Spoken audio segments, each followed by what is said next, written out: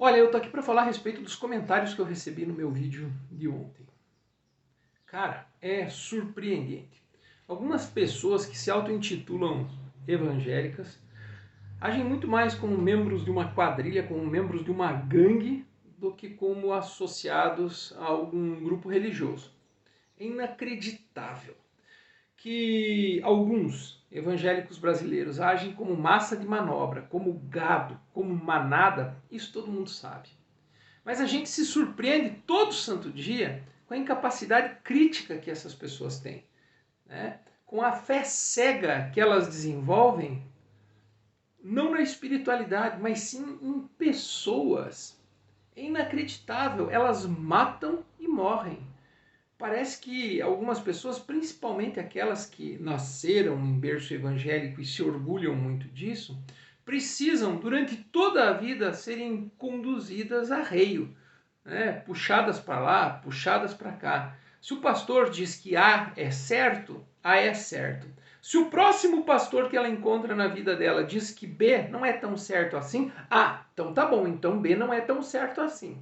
E se um terceiro pastor disser que C está liberado, aí a pessoa esquece inclusive da infância. Você entende? As pessoas têm dificuldade de pensar por si próprias. As pessoas têm dificuldade de entender que muitas vezes a igreja que elas próprias frequentam nada mais são do que frutos de rebeldia e muita treta e muita confusão.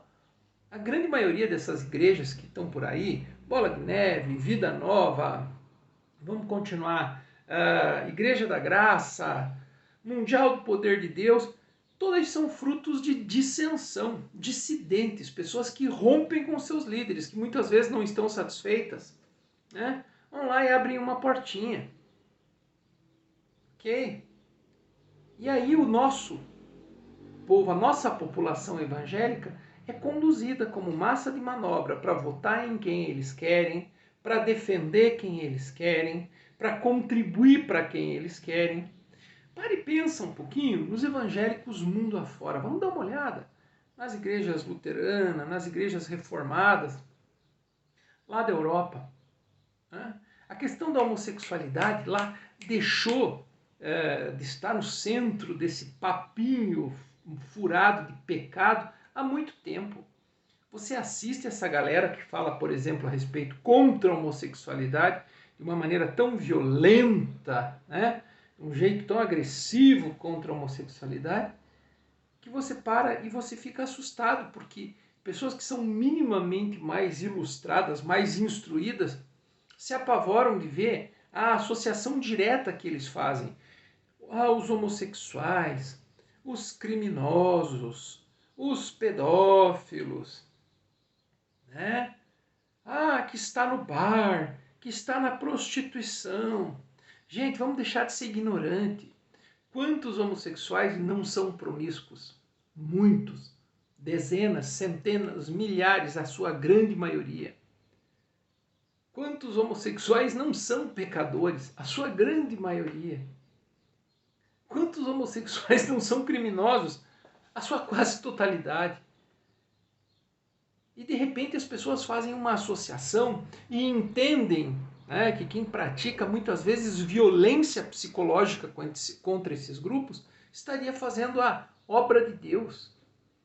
A igreja evangélica mundo afora já superou essa discussão há muito tempo. E a população brasileira, como massa de manobra, porque existe um interesse por trás disso, continua se submetendo a tudo isso. Vamos abrir os nossos olhos, galera. A Bíblia fala há muito tempo que nós somos reis e sacerdotes. Ok? Você tem o direito de questionar aquilo que você escuta da sua eventual liderança. Pastores são trocados nas igrejas praticamente como quem troca de cueca ou quem troca de camisa.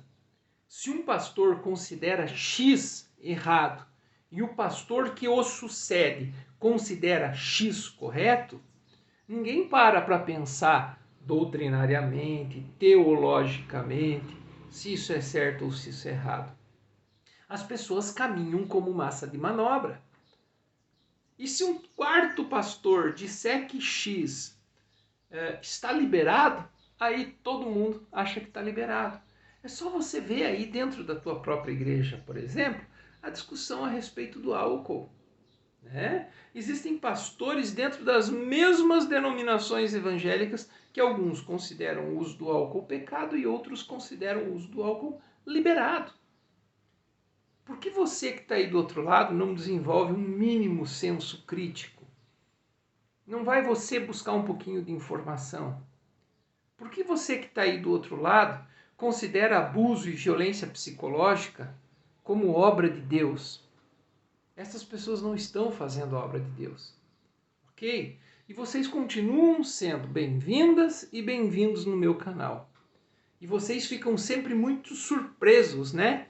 Quando, apesar da violência que praticam, apesar do veneno que destilam nos seus comentários, ainda são muito bem recebidos, com bem-vindo e com bem-vinda. Fico feliz com o seu comentário, ok? Pensa nisso, você pode fazer a diferença.